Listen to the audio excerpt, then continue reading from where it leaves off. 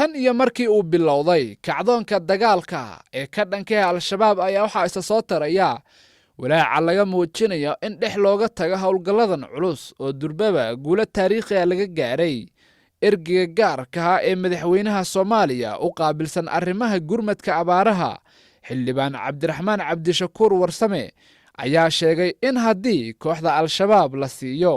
fursad ay ku guulaysato in ay Soomaaliya ka dhici doonto wixii kol hore ka dhacay Afghanistan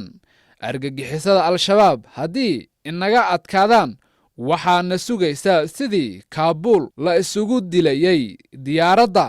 oo madaxweynaha Afghanistan uu hal subax soo cararay masiirkaasa na sugaya haddii aan ka adkaanana nabad geliyo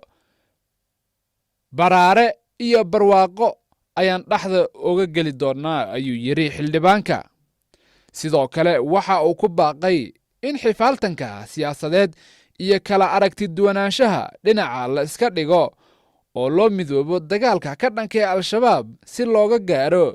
guul dalkeenna lagu xoreeyo dagaalka socda ee lagula jiro argagixisada waa wixii la dhihi jiray kala bax haddii adkaadaan iyaga ayuu u hadhayaa dalka haddii laga adkaadana Soomaaliya ayaa guulaysanaysa